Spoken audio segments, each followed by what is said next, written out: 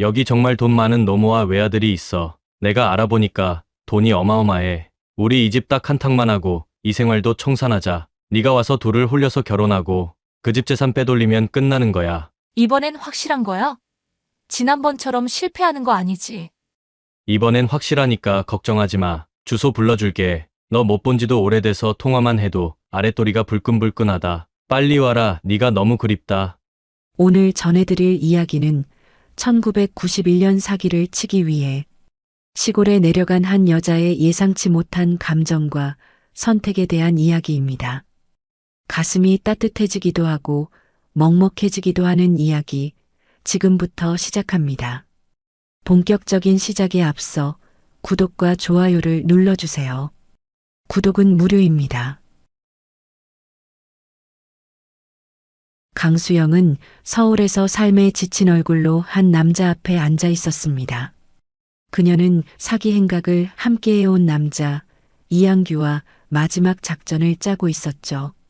항규는 서울의 길바닥을 전전하는 도망자였습니다. 하지만 번뜩이는 두뇌와 빠른 손재주로 몇 번이고 위기를 빠져나온 인물이었습니다. 이번 타깃은 그가 채권자를 피해 숨어있는 시골 외딴 마을, 조용하고 한적한 곳에 자리한 장말순 여사의 집이었습니다.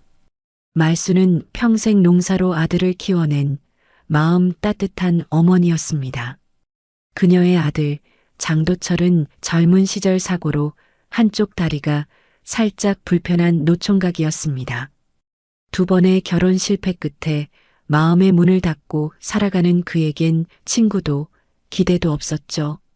장씨 모자의 옆집에는 김정배라는 슈퍼 아저씨가 살고 있습니다. 순박하지만 속을 알 수 없는 인물이며 그의 아들 김진우는 혈기왕성한 청년으로 수영을 보자마자 반해버리고 맙니다. 이들이 수영의 연극에 어떤 영향을 미치게 될지는 아무도 몰랐습니다. 항규와 수영은 전화통화를 한다. 수영아, 이번엔 제대로 한탕할 수 있어. 시골에 도철이라는 노총각이 하나 있는데 그 집이 꽤 살아. 엄마 말순 여사님도 아직 정정하고 넌 내 친여동생인 척 들어가서 그 집 장도철 꼬셔서 돈을 빼오는 거야. 계획은 간단했습니다. 수영은 항규의 여동생으로 위장해 말순 여사의 집에 들어가고 도철의 마음을 얻은 뒤 재산을 손에 넣는 것이었죠. 하지만 수영은 반신반의한 채 시골로 향했습니다. 터미널도 제대로 없는 한적한 마을, 버스를 몇 번이나 갈아타고 마지막엔 택시조차 잡히지 않는 외진 농로를 걷고 있을 때 그녀는 한참을 툴툴거렸습니다. 이런 데가 다 있어. 진짜 땅끝 마을이네. 왜 난 또 이런 데를 오고 있는 거지. 그렇게 걷던 길가 낡은 트럭이 천천히 멈춰 섰습니다. 운전석 창문이 내려가더니 무뚝뚝한 남자의 얼굴이 내다보였습니다. 어디 가세요? 읍내 지나가는데 태워드릴까요? 그가 바로 장도철이었습니다. 수영은 그가 작전 대상인 줄도 모른 채 무심한 듯 친절한 그의 말에 잠시 멈칫하다가 조심스럽게 트럭 조수석에 올라탔습니다. 차 안은 조용했습니다. 라디오도 꺼진 채 도철은 말없이 운전만 했고 수영은 뒷유리로 지나가는 논밭을 바라보며 한숨을 쉬었습니다. 참, 시골도 이런 깡시골이 없네. 수영이 중얼거리듯 말하자 도철은 가볍게 대답했습니다. 이런 깡시골에는 도대체 뭐하러 오셨대요? 시골이라고 다 나쁜 건 아니에요. 그렇게 수영은 장씨 집 근처에서 내려 정문 앞에 도착했습니다. 그녀는 거기서 기다리고 있던 이항규를 보며 짜증스럽게 외쳤습니다. 너 진짜 이런 데서 숨어 살고 있는 거야? 이게 말이 돼? 이항규는 무표정한 얼굴로 담배를 꺼내 물며 중얼거렸습니다. 여기 장씨 집에서 방 하나 얻어 살고 있어. 한 달에 10만 원 주고. 나름 괜찮아. 그리고 그 집 사정은 내가 다 파악했어. 집도 땅도 예금도 꽤 돼. 노모와 노총각 둘뿐이야. 수영은 헛웃음을 지으며 문을 열고 들어섰고 곧장 그와 함께 방 안으로 들어갔습니다. 문이 닫히자마자 둘은 한동안 말을 잊었습니다. 오랜만에 만난 그들의 입술이 닿자 서툰 듯 격렬한 관계가 시작됐습니다. 여자는 참지 못하는 듯 목소리는 밖에까지 크게 들릴 정도였다. 외진 시골집 작은 방, 땀과 숨소리로 가득 찬 그 공간은 오직 그들의 사기극, 서막을 알리는 신호에 불과했습니다. 항규가 수영의 목덜미에 얼굴을 묻은 채 낮은 숨을 내쉬었다. 이번엔 확실한 거야. 진짜로 큰 건이야. 그 집 시골이라 모르는 척 살아도 예금 잔고가 꽤 되더라. 도철이라는 그놈 다리가 좀 불편한데 바보처럼 순에 빠졌어. 수영은 항규를 노려보며 말했다. 너 지난번에도 그랬잖아. 확실하다며. 그때도 경찰에 쫓겨서 나 혼자 3달 숨어 살았어. 넌 진짜 그새 또 누구한테 사기치고 이런 총구석에서 숨어 사는 거야? 항규는 웃었다. 그러니까 이번엔 확실하다고. 넌 그냥 조신한 척, 착한 척, 연기만 제대로 하면 돼. 남자 눈엔 그게 최고거든. 그 말에 수영은 코웃음을 치며 이불을 걷어찼다. 내가 여기까지 왜 온 줄 알아? 나도 여기까지 온 이상 제대로 한탕해야지. 그동안 너 없어서 밤에 외로워 죽는 줄 알았다. 남자만 못 본 지도 한참 됐어. 그래도 이렇게 같이 있으니 좋네. 항규는 그런 수영을 껴안으며 말했다. 쇼면 어때? 쇼라도 이렇게 같이 지낼 수도 있고 돈도 벌고 좋잖아. 그의 손이 수영의 팔을 지나 허리로 닿았다. 그녀는 눈을 감고 그의 체온에 기대듯 몸을 맡겼다. 알았어. 하지만 이번엔 진짜로 잘 돼야 돼. 너 지난번처럼 잠수 타면 진짜 끝인 줄 알아. 그래. 이번엔 도망 안 간다니까. 오히려 우리가 여기 주인 될 수도 있어. 그들은 다시 조용히 입을 맞췄고 작은 방 안엔 다시 격한 숨소리만 남았다. 조용한 시골이지만 두 사람의 욕망은 뜨겁게 타올랐다. 그리고 얼마 지나지 않아 바깥에서 인기척이 들렸다.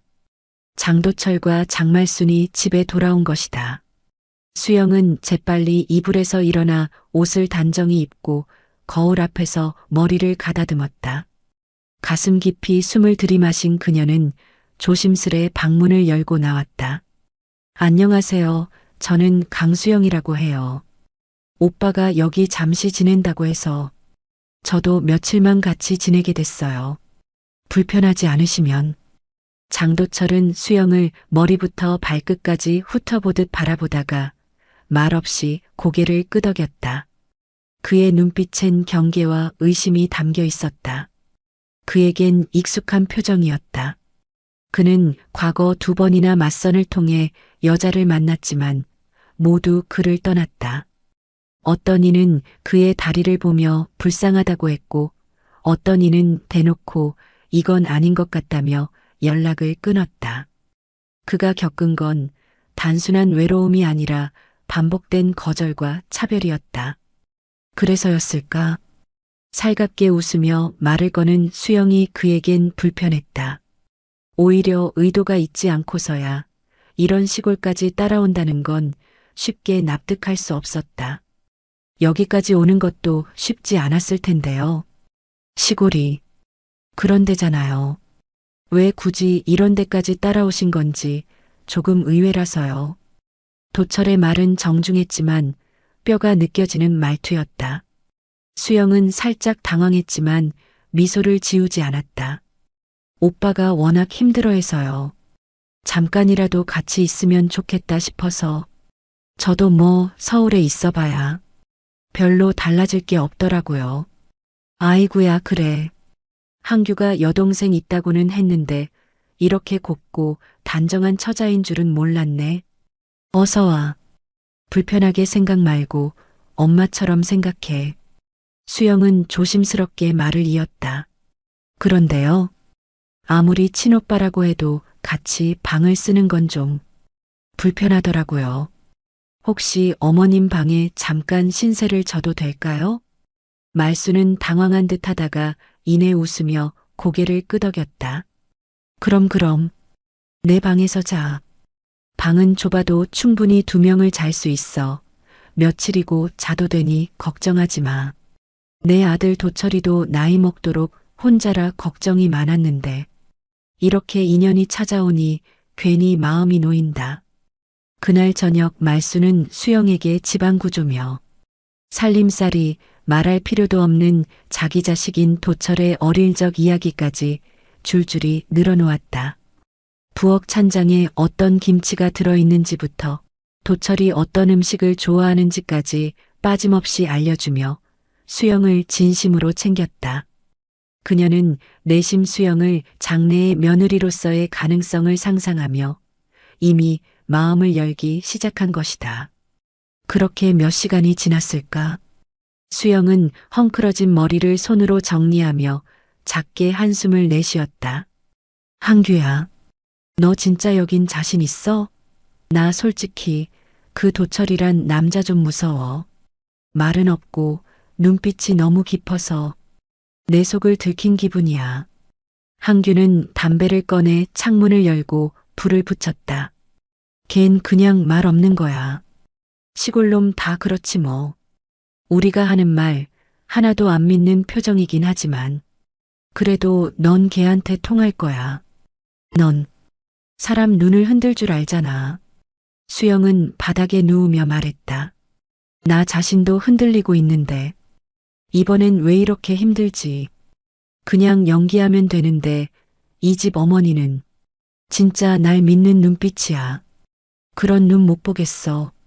서울에선 아무도 날 그렇게 안 봤는데 누군가 나를 믿고 의지하는 걸 보니 한규는 그녀의 등을 가볍게 두드렸다. 너답지 않게 왜 이래? 감정 섞지 마. 이번엔 제대로 끝내자. 딱 2달만 버티면 돼. 통장이랑 땅 문서까지 싹 처리하자. 장말순 여사님 자식밖에 모르는 사람이야.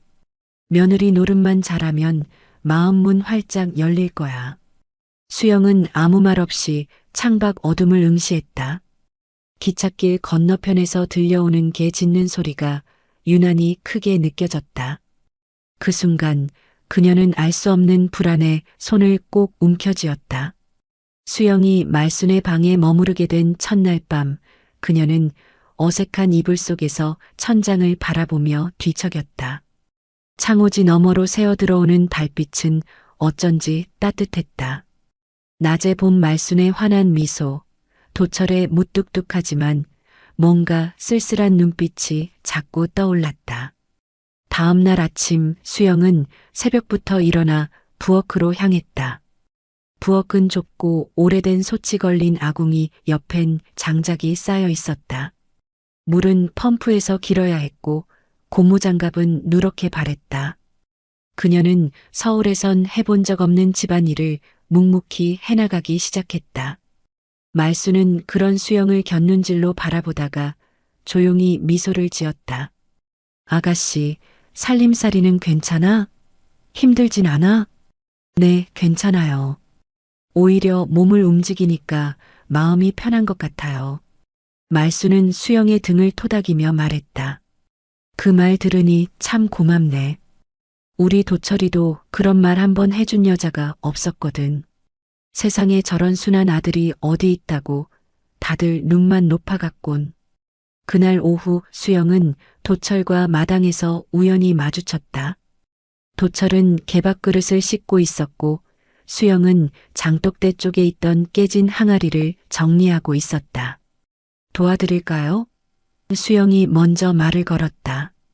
도철은 눈길도 주지 않고 말했다. 괜찮습니다. 혼자 하는 게 익숙해서요. 그 말에 수영은 상처받은 듯한 표정을 지었지만 억지 미소를 지으며 말했다. 그래도 2명이 하면 빨리 끝나잖아요. 시골 일이 다 그런 거라면서요. 도철은 이번엔 고개를 들고 수영을 바라보았다. 짧은 침묵 끝에 그가 입을 열었다. 여기까지 왜 오신 겁니까? 항규 씨가 좀 급하게 들어와 살게 되었다고는 했지만 여동생까지 데리고 온다는 말은 없었거든요. 수영은 망설였다. 예상보다 빠른 의심에 당황한 것이다. 그러나 그녀는 침착하게 미소를 지으며 답했다. 저희 둘이 원래 의지만이에요. 오빠가 몸도 마음도 지쳐 있어서 저라도 곁에 있으면 조금 나을까 해서 왔어요. 도철은 대답하지 않고 물만 틀어놓은 채 개밥 그릇을 헹구었다. 그 물소리가 어쩐지 대화의 끝처럼 들렸다. 하지만 그날 밤 말순이 따뜻한 차를 내오며 내 옆에 앉았다. 우리 도철이 말이야, 표현은 못해도 마음은 여린 아이다. 아버지 돌아가신 뒤로 나 하나 믿고 사는데 그래서인지 낯선 사람한테 더 마음을 닫고 살아. 수영 아가씨, 괜히 서운해하지 말고 그냥 조금만 이해해줘. 나는 차를 천천히 내려놓으며 작게 대답했다. 네, 저도 그 마음 조금은 알 것 같아요. 이해해 보도록 할게요. 그 대답은 짧았지만 나 스스로도 모르게 진심이 실려 있었다. 그날 이후 이상하게 옆집 슈퍼 김정배 아저씨와 그의 아들 김진우가 집 주변을 기웃거리기 시작했다. 진우는 대놓고 말순에게 물었다. 진우가 마당 너머로 다가오며 말했다. 어머님, 저희 집에 한번 오시죠. 저녁 차릴 테니까 네 분 다 오세요. 수영 씨 꼭 오세요. 말순은 기분 좋게 웃으며 고개를 끄덕였고 그렇게 말순과 도철, 수영, 항규까지 넷은 옆집 식탁에 앉게 되었다. 식탁에는 푸짐한 음식이 놓였고 정배 아저씨는 일부러 도철에게 술을 계속 권했다. 정배가 술잔을 도철 쪽으로 내밀며 수영을 힐끔 보더니 껄껄 웃으며 말했다. 도철이 성격이 좀 까칠하잖소. 뭐 같이 살던 여자들도 결국은 다 도망갔다지. 2번이나 그랬잖아. 말순의 얼굴이 굳어졌고 도철은 조용히 젓가락을 내려놓았다. 수영은 멋쩍게 웃으며 물을 들이켰지만 속은 불편했다. 진우는 그 틈을 타 수영에게 말을 건넸다. 진우가 고개를 돌려 수영에게 말을 걸었다. 수영 씨는 서울에서 오신 거라 그런지 참 분위기가 다르시네요. 여기 오시니까 어때요? 심심하진 않으세요? 시간 괜찮으시면 저랑 읍내 한번 나가보실래요? 영화관 하나 있거든요. 나는 가볍게 웃으며 말했다. 고맙지만 저는 그냥 조용한 게 좋아요. 그 말에 진우는 아쉬운 듯 웃었고 도철은 술잔을 들며 조용히 창밖을 바라보았다. 그 식사 자리는 오래가지 못했고 돌아오는 길에 말순은 한숨을 쉬었다. 말순은 돌아오는 길에 작게 중얼거렸다. 앞으로는 저 인간 집에는 다시는 안 간다. 저 사람들 참 눈치 없이 말은 잘도 해. 나는 괜찮다고 말하고 싶었지만 괜찮지 않았다. 무언가가 어긋나는 기분, 이 집에 내가 진짜 있어도 되는 건지. 그런 감정이 밤 공기처럼 서서히 스며들고 있었다. 슈퍼에서는 정배와 그의 아들 진우가 이야기를 하고 있다. 아버지 잘하셨어요. 더 치부를 이야기하시지 그랬어요? 여자 2명이나 도망간 사람이랑 되겄어요? 라고 이야기하며 깔깔 웃고 있었다. 다음 날 아침 말순은 평소보다 일찍 수영을 깨웠다. 부엌 한쪽에 묵직하게 쌓인 상추며 부추 그리고 갓 무친 나물들이 준비되어 있었다. 마을 회관에서 노인들 점심 나눔 봉사를 나가야 한다며 수영에게도 같이 가자고 한 것이다. 나는 앞치마를 두르고 밥솥을 열었다. 김이 피어오르는 냄비 앞에서 말순은 능숙하게 양념을 풀고 나에게 뒤를 맡겼다. 부엌일은 점점 익숙해졌고 땀이 흐르는 대신 마음은 가볍게 정리되어 갔다. 회관에서는 마을 어르신들이 반갑게 인사를 건넸다. 말순은 나를 여기저기 소개하며 자랑했다. 서울서 내려온 우리 수영 씨야. 살림도 야무지고 인사성도 밝아.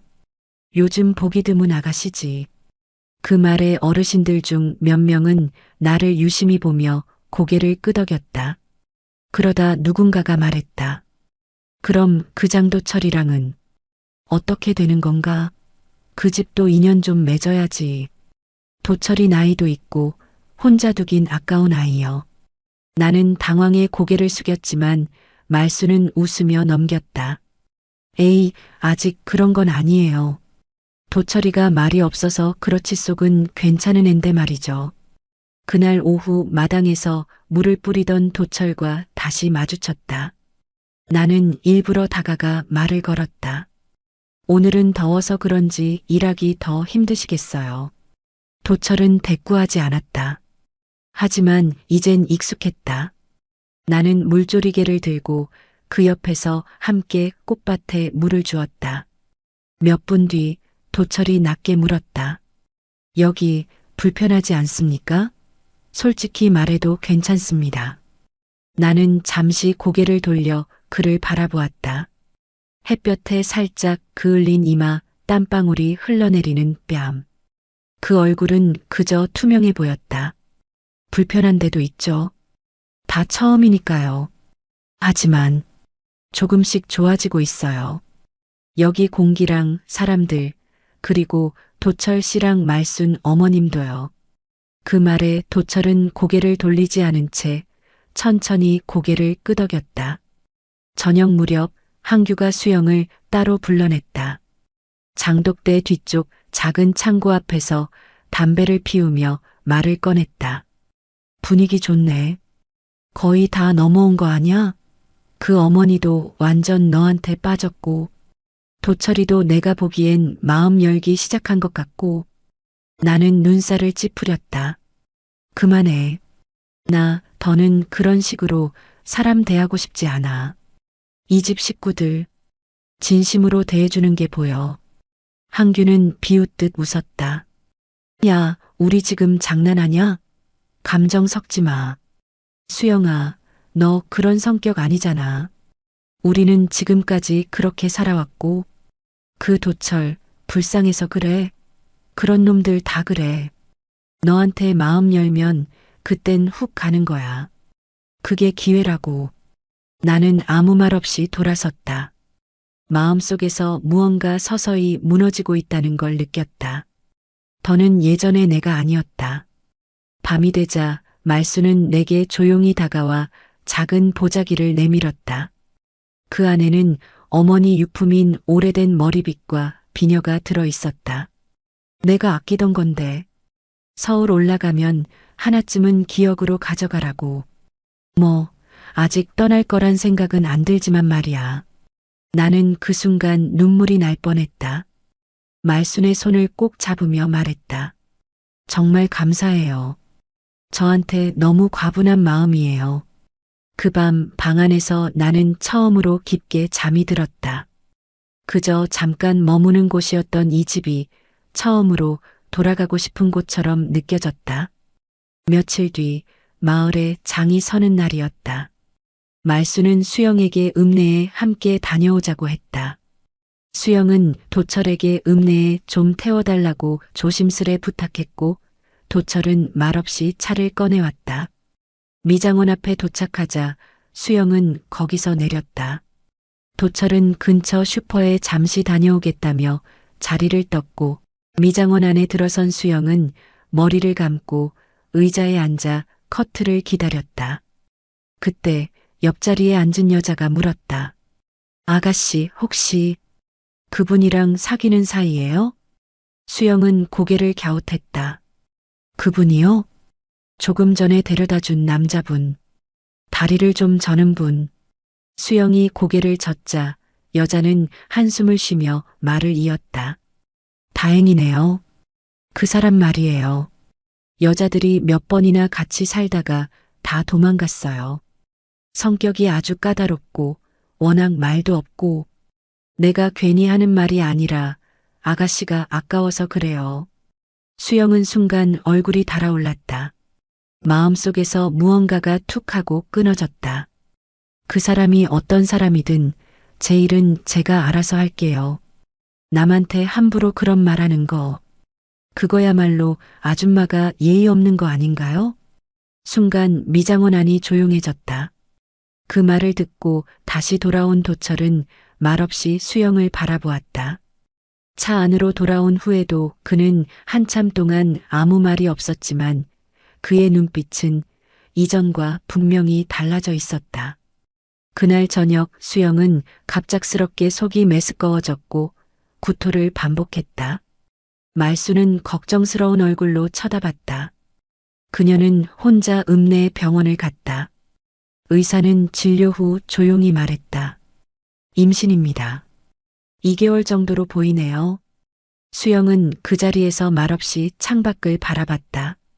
그리고 그날 밤 한규를 불러 조용히 말했다. 그만하자. 나 서울로 돌아갈래. 이젠 정말 더 못하겠어. 한규는 당황한 듯 웃으며 대꾸했다. 지금 돈도 하나도 없는데 서울 올라가서 뭐 어쩌려고? 조금만 더 버티면 끝이야.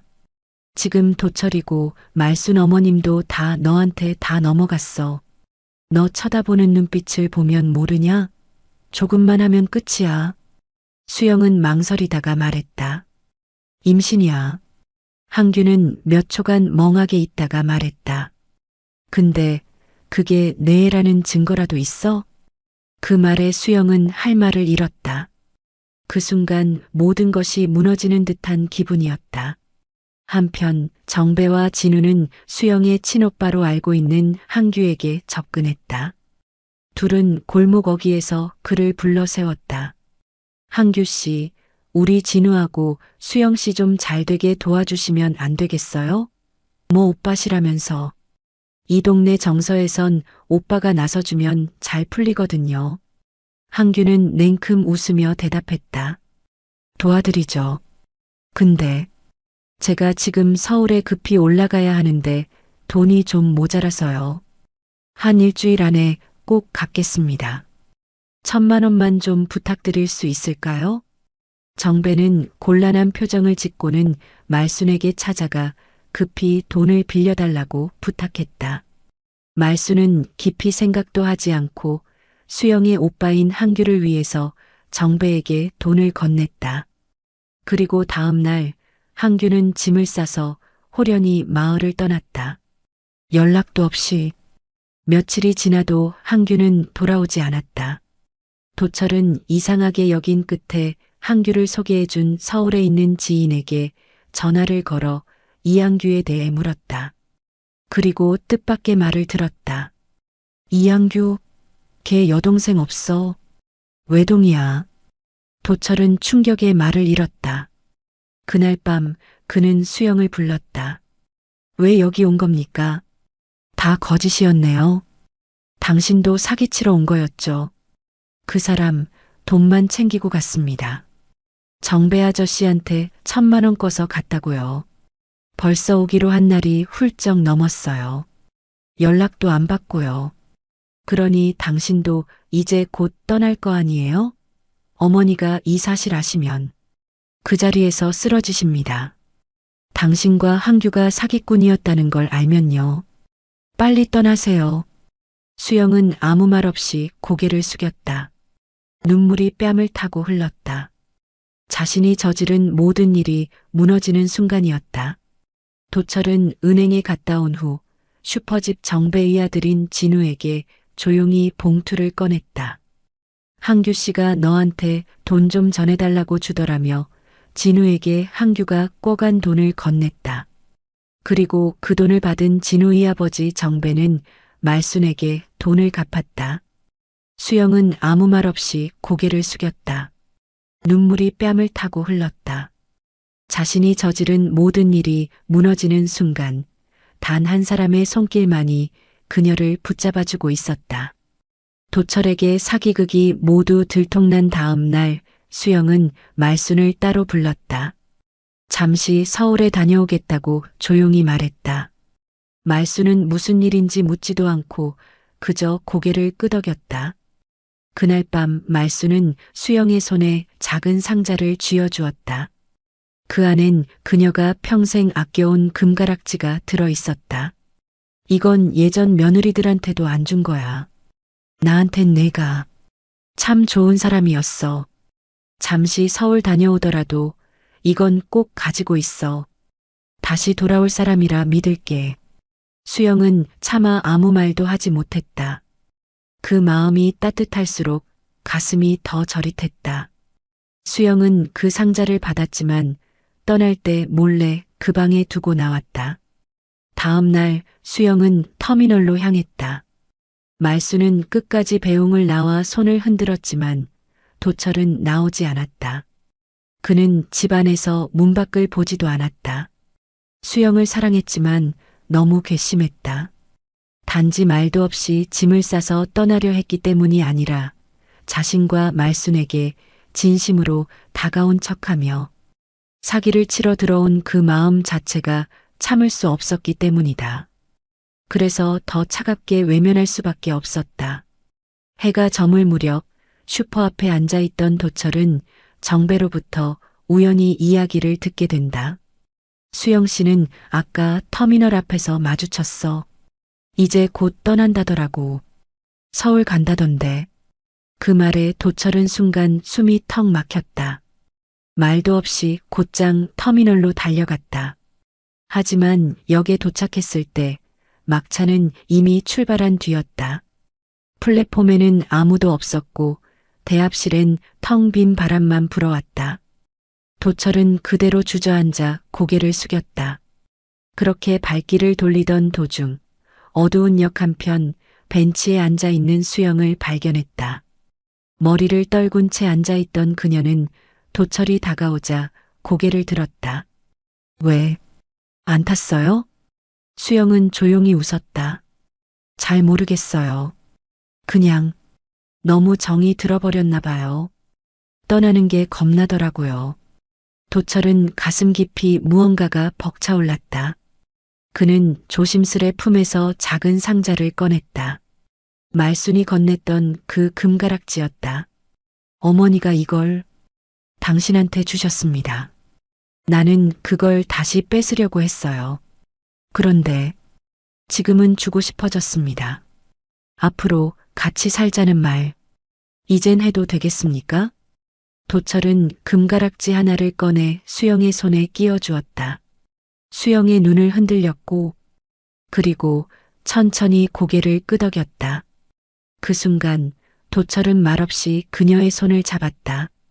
바람은 여전히 차가웠지만 두 사람의 마음은 따뜻했다. 사기로 시작된 인연가지만 그 안에서도 사람은 흔들리고 마음은 진심을 찾아갑니다. 도철은 상처를 안고 있었고 수영은 거짓 속에서 진심을 품게 되었습니다. 우리는 때때로 실수하고 잘못된 선택을 하기도 합니다. 하지만 누군가의 따뜻한 손길, 한마디 말, 그리고 용서가 사람을 다시 돌아오게 만들죠. 금가락지 하나에 담긴 진심은 말보다 컸고 외면했던 도철의 마음도 결국 그녀를 향해 열렸습니다. 그렇게 두 사람은 다시 시작하기로 결심합니다. 비록 상처로 물든 출발이었지만 앞으로의 시간만큼은 서로를 믿으며 살아갈 수 있기를 바랍니다. 이 이야기가 여러분의 마음에도 작은 울림이 되었길 바랍니다. 지금까지 함께 해주셔서 감사합니다. 구독과 좋아요, 알림 설정은 다음 이야기를 이어가는 큰 힘이 됩니다. 다음 이야기에서는 또 다른 인연, 또 다른 감정으로 여러분을 찾아뵙겠습니다. 감사합니다.